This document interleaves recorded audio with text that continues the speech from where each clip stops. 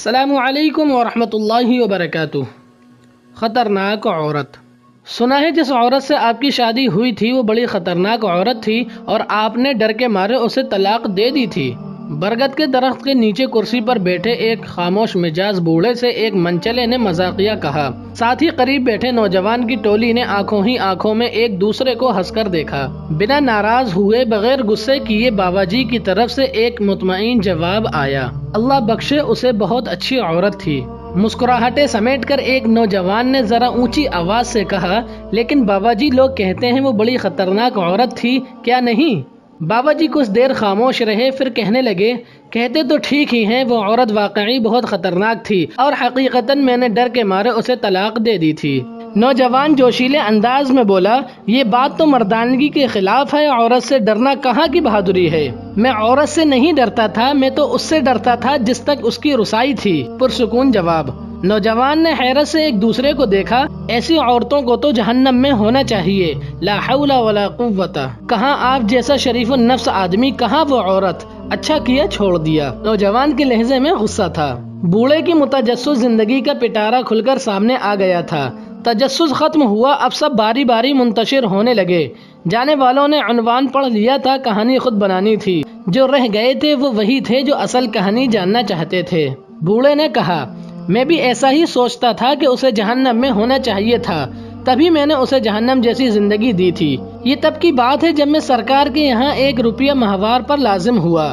میری ماں چاہتی تھی کہ میری شادی ہو جائے، رشتہ ڈھونڈنے لگی۔ ایک مونگ پھلی فروش کی بیٹی میری ماں کو پسند آئی، سلیقے مند، خوبصورت اور ایک دم خاموش مزاج۔ مجھے اس رشتے پر اعتراض تھا کہ وہ ایک مونگ پھلی بیچنے والے کی بیٹی تھی۔ مزدور کے اولاد کو پیٹ کی فکر رہتی ہے، تربیت کی نہیں۔ تربیت بڑے گھرانوں میں کی جاتی ہے جہاں افلاس آنکھوں کی روشنی چھیننے سے قاصر ہوتا ہے۔ وہ کیا تربیت دے گی میری اولاد کو؟ لیکن وہ لڑکی میری ماں کو ایسی پسند تھی کہ اماں اس کے علاوہ کسی کا نام نہیں سننا چاہتی تھی۔ پھر وہ بیاہ کر میرے گھر آ گئی۔ رخصتی کے وقت اس کے باپ نے مجھ سے کہا، میری بیٹی سیدھی سادی ہے، اسے دنیا داری کا کوئی خاص پتہ نہیں، اگر کہیں چوک ہو جائے تو اسے معاف کر دینا، یوں ہے بڑے دل والی، اپنے سائیں کو خوش رکھے گی۔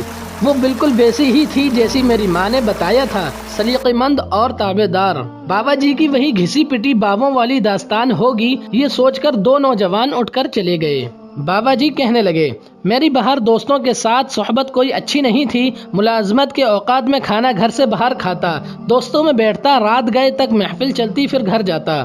وہ کیا کھاتی تھی، کیا پیتی تھی، کس حال میں رہتی تھی، مجھے کوئی پرواہ نہیں تھی۔ انہی دنوں میں میری ماں بھی دنیا سے رخصت ہو گئی۔ ایک روز میں جوئے میں بھاری رقم ہار کر جب تھکا ہارا گھر آیا تو کہنے لگی، آپ تو کھانا باہر کھا لیتے ہیں، مجھے بھوک لگتی ہے، ہو سکے تو ایک ہی بار مہینے کا راشن ڈلوا دیا کیجیے، روز روز بازار سے خریداری کی صحبت نہیں اٹھانی پڑے گی۔ کیا اس مونگ پھلی بیچنے والی بیٹی کی اتنی اوقات کہ مجھ سے مطالبہ کر سکے؟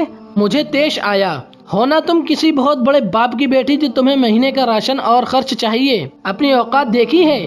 غصے میں آ کر اس پر ہاتھ اٹھایا اور مغلیظات بھی بکے۔ میں یہ نہیں سوچ سکا کہ آخر اسے زندہ رہنے کے لیے روٹی تو ہر حال میں چاہیے تھی۔ وہ جسمانی اعتبار سے کافی کمزور تھی، مار برداشت نہیں کر سکتی تھی۔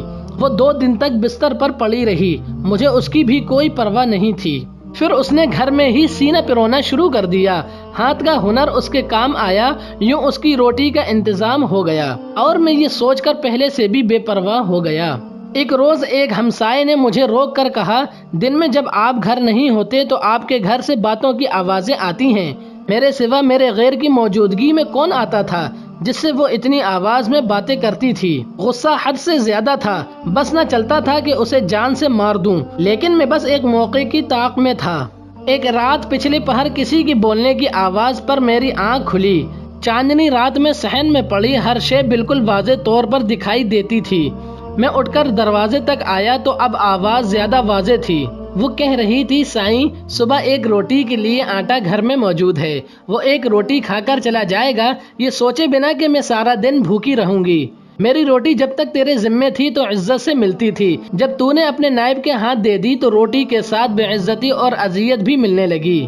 مجھے اب روٹی تو ہی دے، تیرا بنایا نائب خائن نکلا۔ وہ میری شکایت کر رہی تھی، لیکن کس سے؟ کون تھا جو اسے روٹی دیتا تھا مجھ سے بھی پہلے؟ میں نے باہر آ کر دیکھا تو صحن کے بیچ چارپائی پر ہاتھ میں سوئی دھاگا اور فریم لیے خود سے باتیں کر رہی تھی۔ وہاں کوئی بھی نہ تھا۔ میرے پیروں سے زمین نکل گئی۔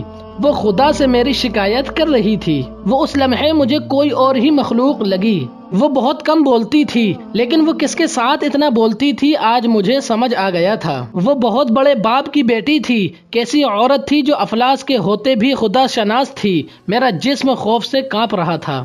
دن چڑھتے ہی میں نے سامان باندھا اور اسے اس کے گھر چھوڑ آیا۔ سسر نے طلاق کی وجہ پوچھی تو میں ڈرتے ہوئے کہنے لگا، یہ بڑی خطرناک عورت ہے، بڑے دربار میں میری شکایتیں لگاتی ہے، مجھے ڈر ہے کہ بادشاہ کو کسی دن تاؤ آ گیا تو میرا حشر نہ کر دے۔ حقیقت یہ تھی کہ میں اس کے ساتھ انصاف نہیں کر سکا تھا۔ اس کا باپ گھر کی دہلیز پر کھڑا تھا۔ میرے پلٹنے پر کہنے لگا، میں نے تمہیں کہا بھی تھا کہ اسے دنیا داری نہیں آتی، وہ تو بس سائیں کو خوش رکھنا جانتی ہے، اس کی مراد خدا سے تھی اور میں خود کو سمجھا تھا۔ جب میں واپس گھر آیا تو مجھ پر انکشاف ہوا کہ رات اس نے یہی تو مانگا تھا، تو خود مجھے روٹی دے، تیرا نائب تو خائن نکلا، اور آج نان نفقے کا اختیار مجھ سے چھین لیا گیا۔ میں بے تحاشا رویا۔ اس کا سائیں بہت بڑا تھا، اس کی رسائی جس تک تھی وہ تو دو جہاں کا رب تھا۔ وہ جس کی ایک روٹی مجھ پر بھاری تھی وہ اس کے لیے کیا نہیں کر سکتا تھا۔ میں واقعی ڈر گیا تھا۔ میں آج بھی ڈرتا ہوں کہیں میرے حق میں اس نے کوئی بد دعا نہ کر دی ہو۔ ٹھیک کہتے ہیں لوگ، کہاں میں کہاں وہ۔ میں کور چشم اسے پہچان نہیں سکا۔ میں نہیں ڈرتا تھا، حالانکہ ڈرنا چاہیے تھا۔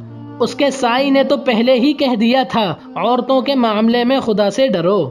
کہانی کے اختتام تک ایک نوجوان بابا جی کے پاس بیٹھا تھا۔ کہانیاں تو بہت سے لوگ جانتے ہیں، لیکن حقیقت تک پہنچنے والا کوئی ایک ہی ہوتا ہے۔ دوستوں، اگر آپ کو ہماری یہ نصیحت اچھی لگی تو ویڈیو کو لائک کریں، شیئر کریں اور ہمارے چینل کو سبسکرائب ضرور کر دیں۔ جزاک اللہ۔